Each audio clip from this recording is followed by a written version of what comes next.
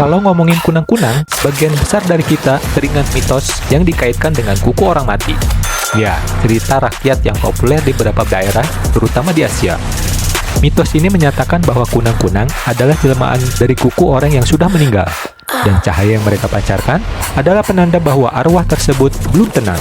Tapi ternyata, di balik mitos tersebut, kunang-kunang punya segudang rahasia yang unik, sebagian agak nyeleneh. Jadi siap-siap, kita bakal kupas 6 fakta kunang-kunang yang bikin kamu melek, meskipun lampu mati. Kunang-kunang punya lampu alami yang lebih efisien. Kalian tahu nggak, cahaya kunang-kunang itu efisiensinya nyampe 90%. Bandingkan sama lampu LED yang paling bagus aja cuma sekitar 50%. Serangga kecil ini bisa bikin lampu yang hemat energi banget, tanpa bayar listrik PLN, tanpa ribet pasang kabel. Sumber cahayanya dari reaksi kimia di tubuhnya yang disebut bioluminescence. Dan serunya lagi, mereka bisa ngatur kapan mau nyala, kapan mau mati. Jadi kayak punya switch di badan sendiri. Kalau manusia punya kemampuan ini, pasti udah banyak yang jadi influencer lampu jalan. Kunang-kunang nyala buat cari jodoh. Kita mungkin mikir cahaya kunang-kunang itu buat hiasan alam. Tapi ternyata, itu kode rahasia buat cari pasangan. Setiap spesies punya pola kedipan yang berbeda, kayak bahasa cinta versi kunang-kunang. Betina bakal duduk manis di daun sambil liatin lampu disko si jantan. Kalau kedipannya cocok, ya lanjut ke tahap PDKT. Tapi hati-hati, ada juga kunang-kunang penipu yang nyamarin kedipan spesies lain buat jebak dan makan si jantan. Jadi ternyata, di dunia kunang-kunang juga ada catfish-nya ya. Anak kunang-kunang juga bisa nyala. Bukan cuma dewasa, larva kunang-kunang juga bisa nyala. Bahkan telur mereka kadang bercahaya. Tujuannya bukan buat bikin kamar estetik, tapi buat bilang ke predator, gue nggak enak dimakan loh. Dan larvanya ini bukan vegetarian manis. Mereka pemaksa yang ganas, khususnya buat siput dan cacing. Jadi, di balik cahaya imut itu, ada jiwa predator yang kejam. Kayak orang yang kelihatannya kalem, tapi suka ngabisin gorengan temen. Kunang-kunang sedang terancam punah. Ya, ini bagian agak sedihnya.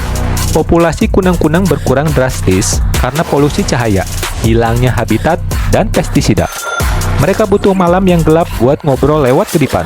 Kalau lingkungannya kebanyakan lampu jalan atau lampu rumah, sinyal cinta mereka ketimpa cahaya buatan. Jadinya, gagal PDKT massal. Makanya, kalau kalian lihat kunang-kunang, pastikan lokasinya minim lampu dan jauh dari kebisingan. Dan tolong, jangan tangkap mereka cuma buat dimasukin ke toples. Kasian, mereka bukan lampu tidur gratisan. Beberapa kunang-kunang beracun. Ini fakta yang jarang orang tahu. Beberapa spesies kunang-kunang punya senyawa racun yang disebut lucibufagin.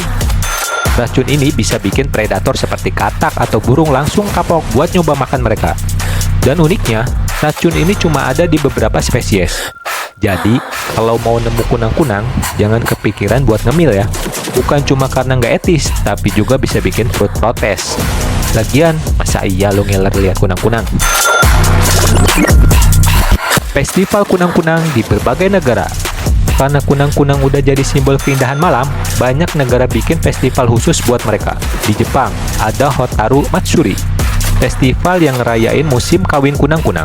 Orang-orang datang ke sungai atau taman gelap, duduk bareng sambil lihat ribuan kunang-kunang nyala kayak bintang di bumi.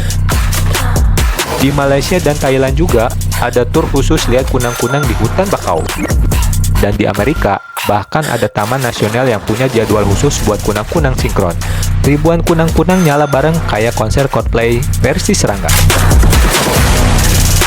Nah, sekarang kamu tahu kan kalau kunang-kunang itu nggak cuma cantik, tapi juga penuh misteri. Mereka adalah seniman malam, ahli PDKT sekaligus pahlawan hemat energi. Jadi, kalau suatu malam kamu ketemu mereka, nikmatin aja. Siapa tahu mereka lagi ngasih kode cahaya, dan kamu beruntung jadi saksinya.